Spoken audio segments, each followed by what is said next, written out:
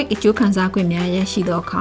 တင်ဝယ်ယူရရှိနိုင်မည့်အစားအစာများစည်ရင်းစာရွက်ကိုလည်းရရှိမှာဖြစ်ပါတယ်။အဲ့ဒီစည်ရင်းမှာတင်ဝယ်ယူနိုင်မယ့်အစားအစာအရေးအတွက်နဲ့အမျိုးအစားအလိုက်တင့်လျော်သောအစားအစာများကိုရွေးချယ်ရန်စည်ရင်းကိုသိချဖတ်ပါ။တင်ရဲ့ wig အကျိုးခံစားခွင့်ကိုလာစဉ်လာတိုင်း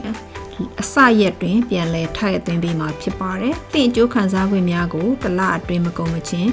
တစ်လပတ်လုံးဝယ်ယူနိုင်ပါတယ်။ဂျခင်လကအသုံးမပြုဘဲကြံနေတဲ့အကျိုးခံစားခွင့်များကိုဝယ်ယူနိုင်မှာမဟုတ်တော့ပါဘူး။ဒါကြောင့်တင့်ကိုပေးထားတဲ့ wig အစာအာဟာရများကိုလစဉ်အသုံးပြုပေးရန်တတိချာချာမှတ်ထားဖို့လိုပါတယ်။ wig အကျိုးခံစားခွင့်များကို3လဆက်တိုက်လက်ခံရရှိပြီးနောက်မှာ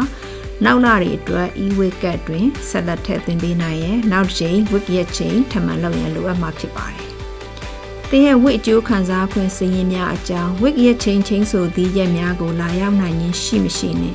ရက်ချိန်တောင်းလဲလုပ်လို့ရင် wig ဌာနမှာကူညီပေးမှာဖြစ်ပါတယ်